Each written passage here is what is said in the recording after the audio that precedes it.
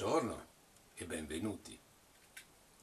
Fabergé è la storia di un nome e di una famiglia che è diventata, grazie all'eccezionale inventiva e competenza, il simbolo del lusso e della raffinatezza alla corte russa.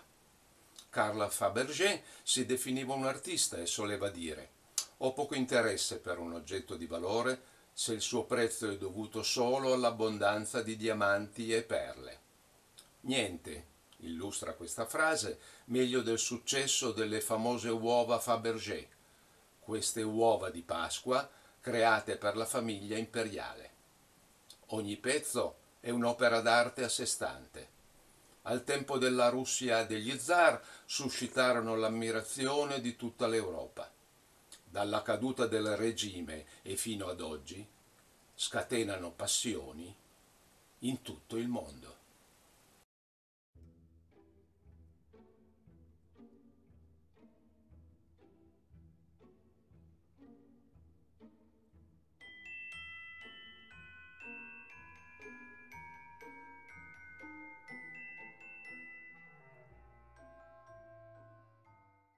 Il nome Fabergé è di origine francese.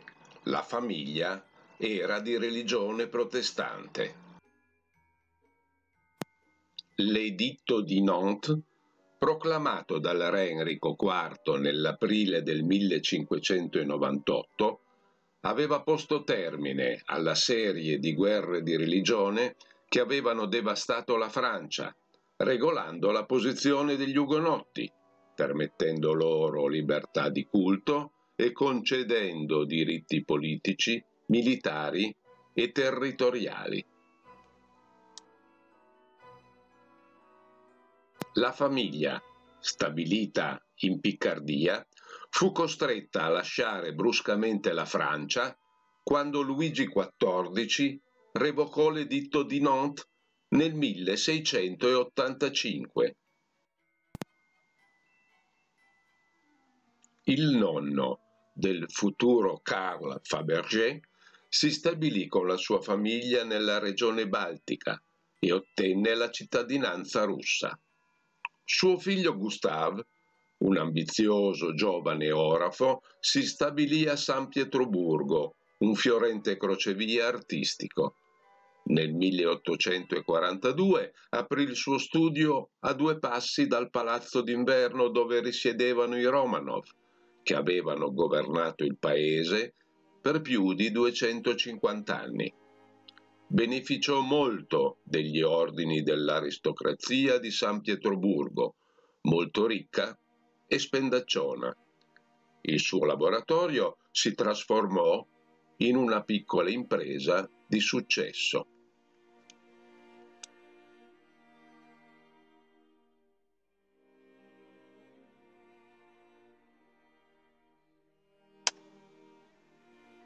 Carl Fabergé, il figlio maggiore di Gustave, nacque il 30 maggio 1846.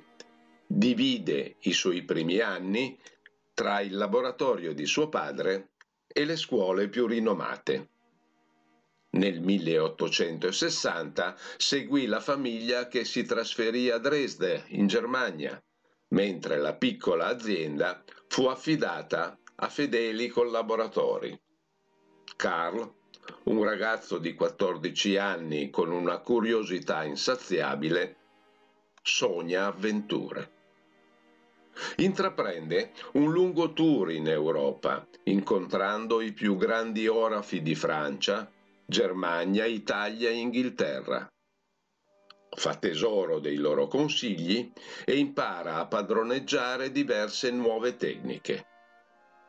Di ritorno dal suo percorso iniziatico, Carl prende una decisione che cambierà la sua vita e quella dei suoi discendenti.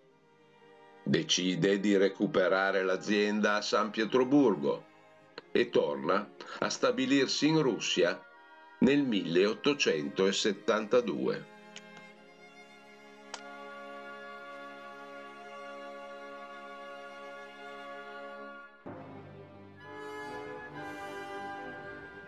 Nello stesso momento in cui prese in consegna il laboratorio fondato dal padre, Karl continuò la sua formazione al Palazzo d'Inverno dove viveva allora lo zar Alessandro II.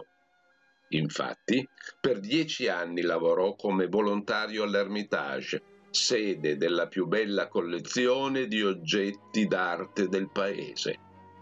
Affascinato dagli oggetti che gli passano tra le mani ogni giorno, a poco gli viene l'idea di allontanarsi dai gioielli tradizionali. Nel 1882 Karl fu raggiunto a San Pietroburgo da suo fratello Agathon, un giovane dinamico designer che aveva appena completato la sua formazione in Germania. Il duo svilupperà rapidamente l'azienda. A quel tempo lo zar Alessandro III regnava con sua moglie Maria Fiodorovna. Gigante barbuto, retrogrado e severo, il nuovo zar è anche un incredibile mecenate innamorato delle arti, cliente di Fabergé da molti anni. Sotto il suo regno, la fama dell'orafo si affermò. La tradizione di scambiare uova per Pasqua è ben consolidata nelle famiglie reali europee e soprattutto tra gli ortodossi. Nel 1885 Alessandro III ordinò a Fabergé un uovo che contenesse una sorpresa e che potesse offrire a sua moglie Maria Fiodorovna per le vacanze di Pasqua. Lo zar diede carta bianca a Fabergé, pregandolo di tenerlo al corrente dei progressi del progetto. Con suo fratello, Carl Fabergé, lavorò quasi un anno intero alla progettazione del suo primo uovo. Questo uovo, con una gallina, sorprende per la purezza stilistica e delicatezza. Maria Fedorovna rimane incantata quando, aprendolo, scopre una piccola gallina d'oro incisa in diverse tonalità con occhi rubino, che a sua volta contiene una minuscola corona imperiale intarsiata di diamanti. Il primo tesoro di una serie emblematica ha appena visto la luce. Ogni anno le uova guadagneranno in creatività e complessità.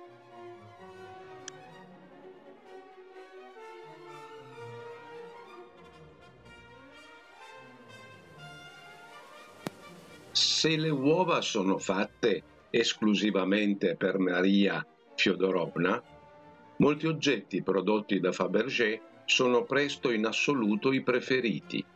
Diventano elementi essenziali della rappresentazione della capacità russa all'estero. Nel 1890 lo zarevich Nicola intraprese un grande viaggio di 10 mesi in Oriente. Offrì così tante creazioni Fabergé ai regnanti dei vari paesi visitati che si dovette inviargli urgentemente nuove creazioni.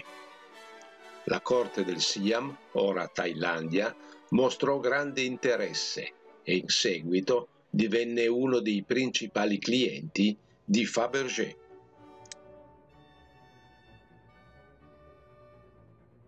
Per il suo uovo di Pasqua del 1891 Fabergé scelse di commemorare il viaggio del principe ereditario. La conchiglia è realizzata in eliotropio, una pietra verde scuro che suggerisce la profondità dell'oceano e sulla quale sono applicate volute d'oro incastonate con diamanti. Quando viene aperto, viene rivelata, posta su una lastra color acqua marina, una replica esatta in oro della nave su cui salpò l'erede al trono Nicola.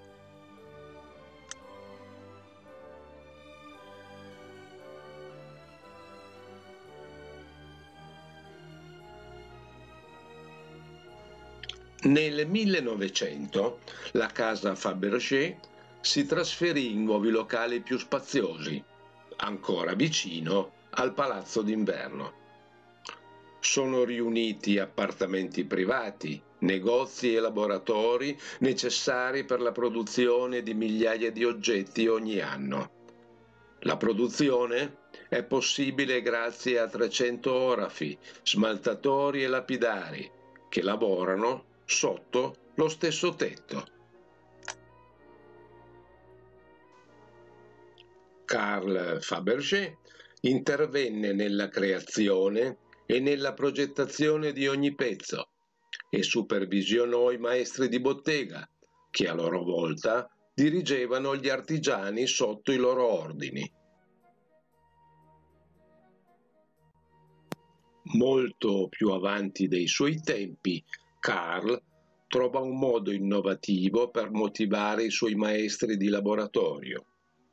A tutti è permesso creare la propria piccola azienda, raggruppata sotto il nome della casa madre, e su alcuni oggetti hanno il diritto di apporre il loro segno distintivo accanto a quello del maestro.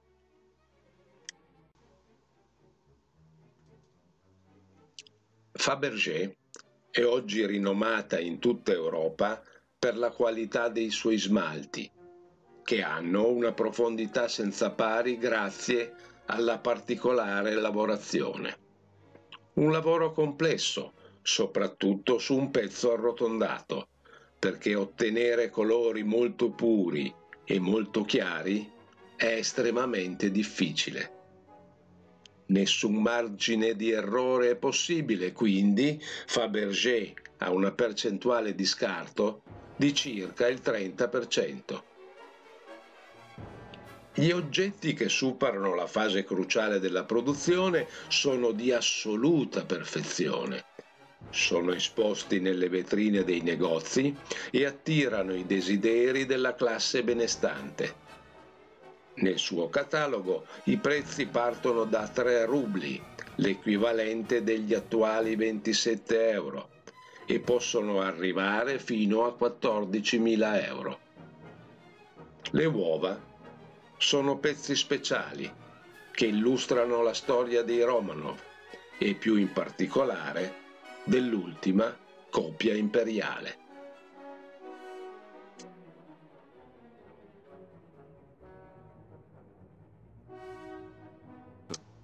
Nel 1896 Nicola II succedette a suo padre. Lo zar e la sua famiglia vivono in un lusso eccessivo, abitando giganteschi palazzi di 900 stanze con 15.000 servi al loro servizio, anche se sognano una vita borghese più semplice. La paura del futuro e il loro sguardo sempre rivolto al passato in un momento in cui l'avanguardia russa sfida il vecchio ordine, li condurrà alla rovina. Per ora, nello scrigno dorato di Palazzo Alessandro, la coppia raccoglie pezzi di Fabergé, tra cui le famose uova, che ogni anno a Pasqua arricchiscono il tesoro imperiale. Destinati alla zarina e alla madre di Nicola II, sono di straordinaria finezza di esecuzione.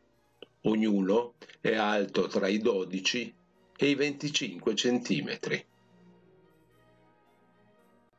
Nell'agosto 1904 la zarina, dalla salute fragile, diede alla luce l'erede tanto atteso dopo 4 figlie. Fabergé disegna un regalo spettacolare per celebrare l'evento, l'uovo dei trofei d'amore.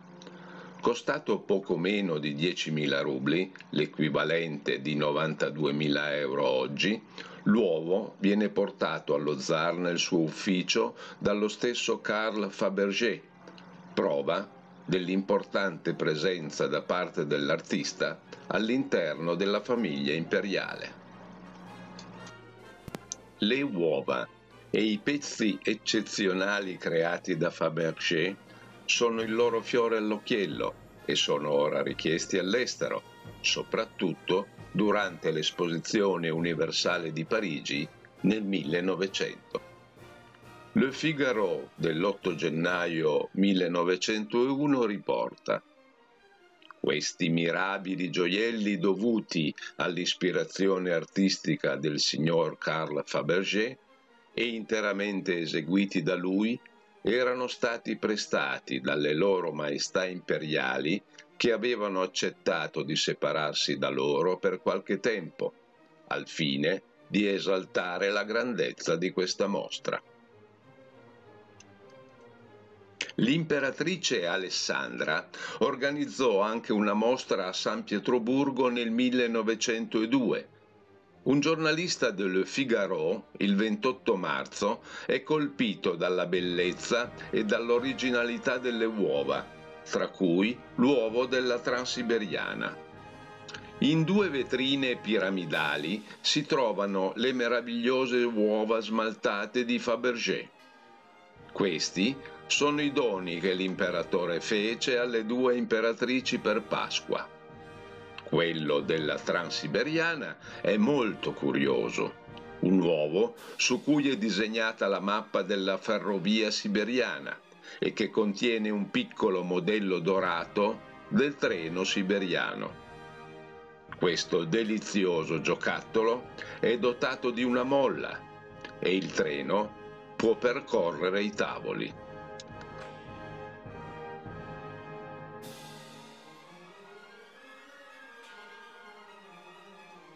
Tutte le uova contengono una sorpresa, come un piccolo oggetto, un ritratto finemente miniato o un automa. L'uovo con pavone nasconde ad esempio un pavone meccanico, la cui fabbricazione ha richiesto 3 anni. Quando lo si avvia, fa la ruota, dispiegando le sue piume.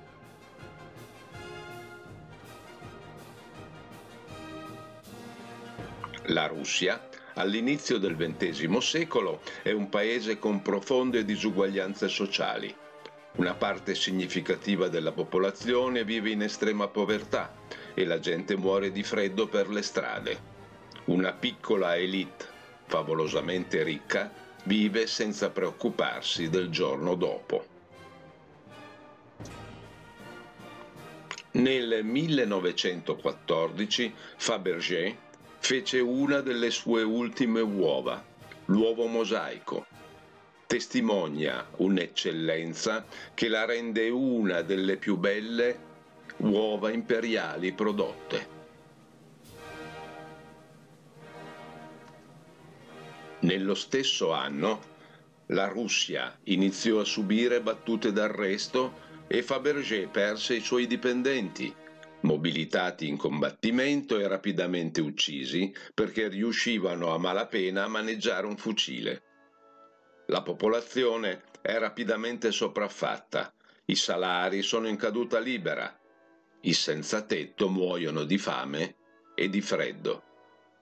La coppia imperiale, distaccata dal loro popolo, continua a vivere in una fiaba, fino all'abdicazione di Nicola II nel febbraio 1917. Lo zar e la sua famiglia furono giustiziati nel seminterrato di una casa a Ekaterinburg. Il mondo imperiale scomparve e con esso la casa Fabergé, chiusa dai bolscevichi. La dacia Fabergé vicino a San Pietroburgo fu più volte vandalizzata. Karl trovò rifugio presso la sua famiglia a Losanna e morì all'età di 74 anni con il cuore spezzato, sussurrando: «Questa non è più vita». Le creazioni di Fabergé furono immediatamente confiscate ai membri della famiglia Romanov dal nuovo potere sovietico, che aveva urgente bisogno di denaro. Gli aristocratici vendono i beni non confiscati per un boccone di pane, solo per poter sopravvivere. Gli acquirenti stranieri acquisiscono tutto quanto è possibile. Molti di questi oggetti si dirigono a Parigi e nelle aste negli Stati Uniti. Gli altri sono dispersi in tutto il mondo.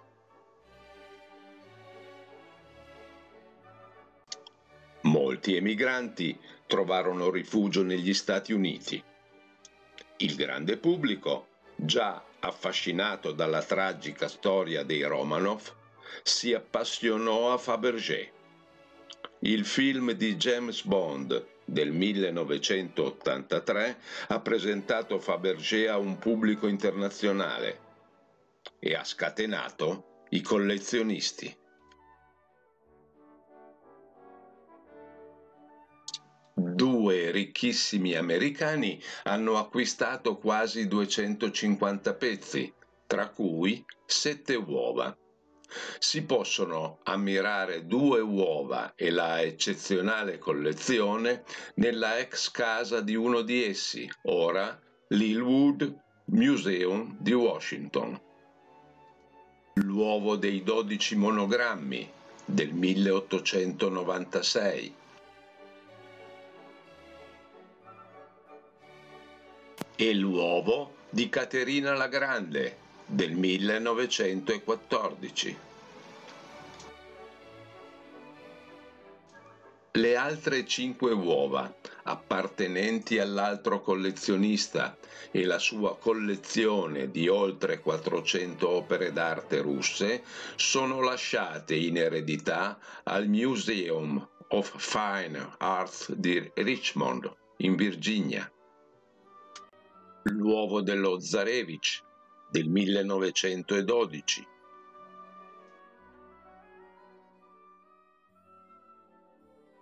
L'uovo di Pietro il Grande del 1903.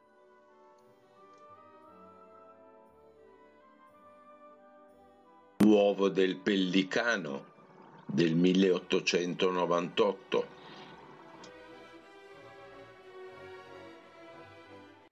L'uovo della Croce Rossa del 1915.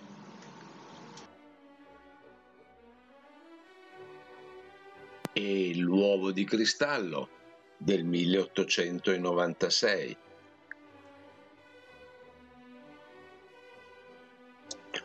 L'uovo orologio blu con serpente del 1895 fu dato a Ranieri III di Monaco al Gran Premio di Monaco del 1974 da un amico di famiglia che desiderava rimanere anonimo. Alberto II di Monaco conserva questo oggetto sulla sua scrivania. Malcolm Forbes acquistò il suo primo uovo nel 1955 in un'asta record per $50.000. Alla fine acquistò 9 uova e centinaia di altri pezzi. Tutta questa eccezionale collezione è stata acquistata nel 2015 da un miliardario russo per oltre $100 milioni. Il fortunato acquirente commenta: non appena ho saputo che la collezione Forbes veniva messa in vendita, mi sono reso conto che avevo un'opportunità unica di restituire uno dei suoi tesori più venerati al mio paese.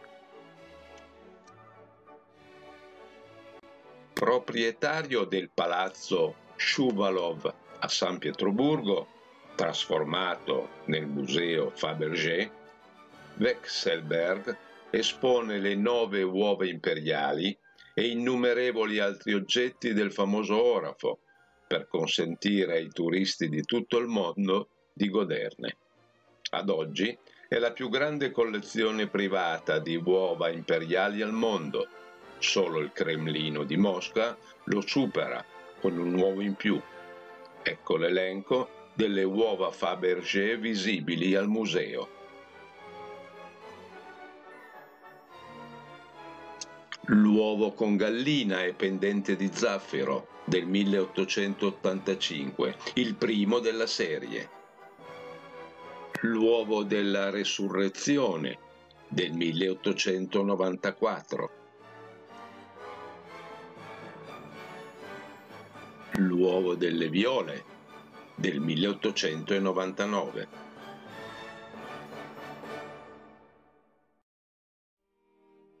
L'uovo dei mughetti del 1898.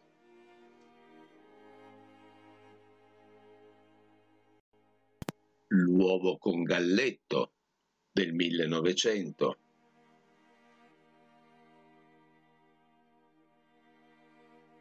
L'uovo dell'alloro del 1911.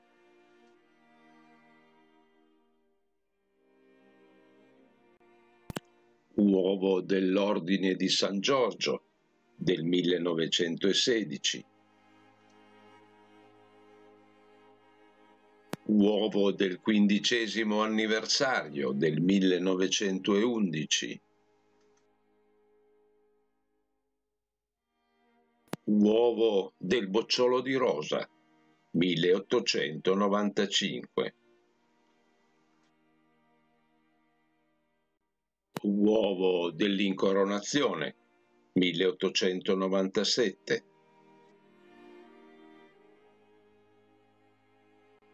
E infine la sorpresa dell'uovo malva, che è andato disperso, del 1897. 10 uova sono custodite al Cremlino. L'uovo Memoria di Azov del 1891.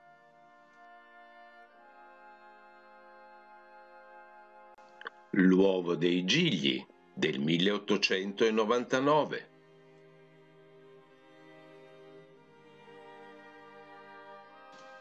L'uovo della Transiberiana del 1900.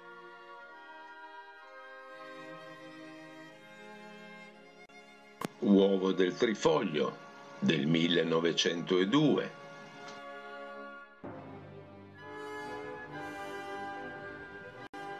L'uovo del Cremlino del 1906.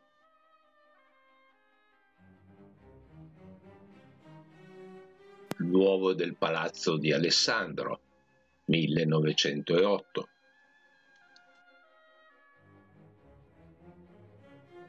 L'uovo dello yacht Standard 1909.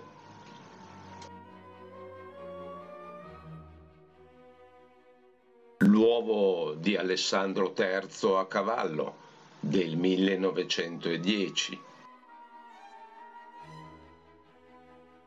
L'uovo del tricentenario dei Romanov del 1913. E infine l'uovo d'acciaio del 1916.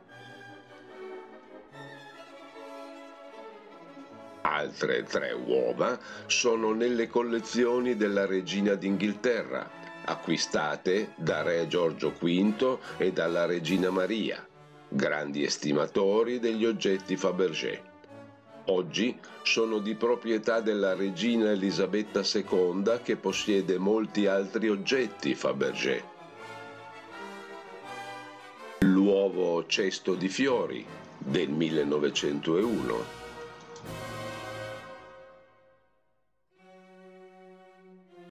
L'uovo delle colonne del 1910.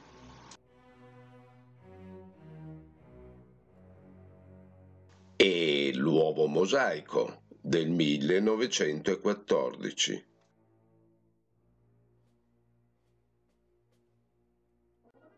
Molte altre uova, tra cui alcune per un certo periodo ritenute perdute, sono in possesso di collezionisti, fondazioni e musei in Francia, Inghilterra, Germania, Qatar, Stati Uniti o Svizzera, come il magnifico uovo del pavone del 1908.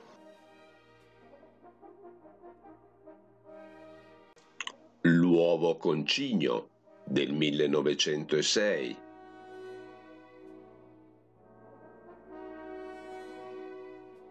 L'uovo di nefrite del 1902.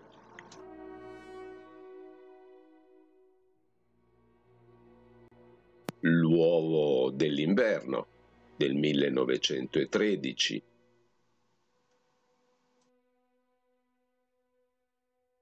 L'uovo della Croce Rossa con ritratti del 1915. L'uovo di betulla della Careglia del 1917. Uovo del Palazzo di Gatčina del 1901. L'uovo dei Trofei d'amore del 1907. L'uovo d'oro con orologio del 1887. L'uovo rete di diamanti del 1892.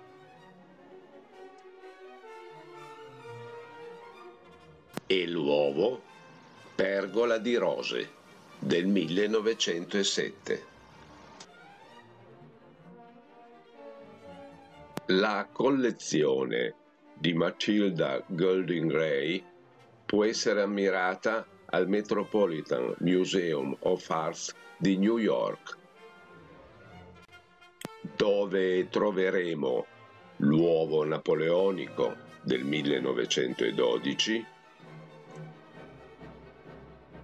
l'uovo del Caucaso del 1893,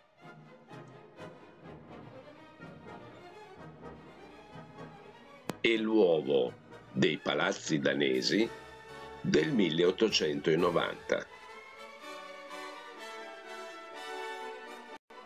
Fu trovato un uovo incompiuto, l'ultimo, quello del 1917, mai presentato alla zarina a causa degli sviluppi della rivoluzione.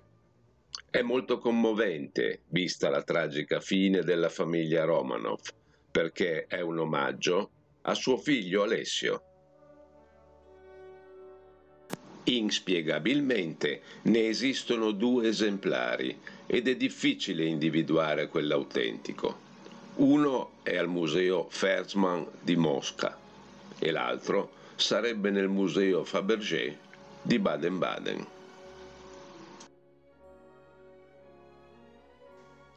Alcune uova imperiali risultano irrintracciabili. Dalla rivoluzione sono scomparsi senza lasciare traccia, probabilmente nascosti da qualche parte in attesa di essere scoperti. Di alcuni ne conserviamo tracce storiche. Come l'uovo sul cocchio con cherubino del 1888, di cui mostriamo una ipotetica ricostruzione, o l'uovo nécessaire del 1889, di cui abbiamo una fotografia d'epoca.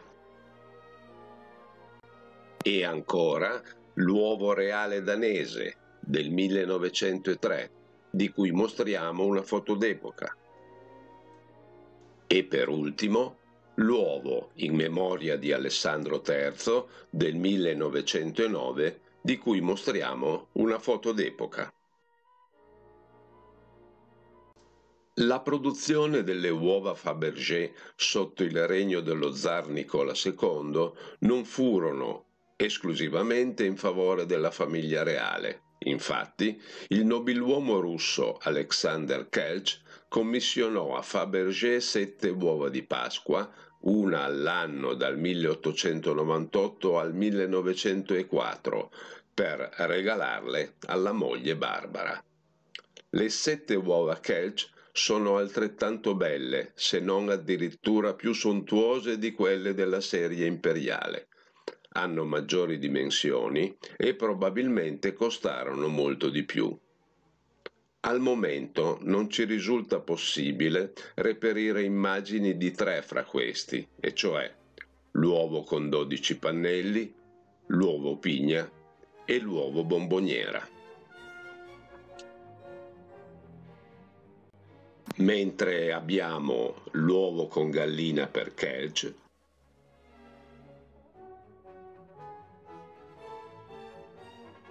l'uovo dei fiori di melo,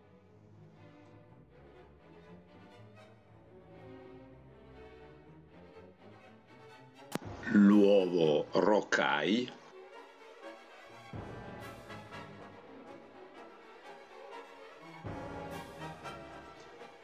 e infine l'uovo con gallo. Terminiamo la lunga esposizione, che spero sia stata il più possibile completa, esaltando ancora una volta il genio creativo, esecutivo e commerciale di questo grande artista, con la constatazione che ancora oggi molti pezzi della produzione Fabergé vengono scambiati in asta nel mondo quasi quotidianamente. Ringraziando per l'attenzione, vi invito a dimostrare apprezzamento per il mio lavoro iscrivendovi al canale. Grazie.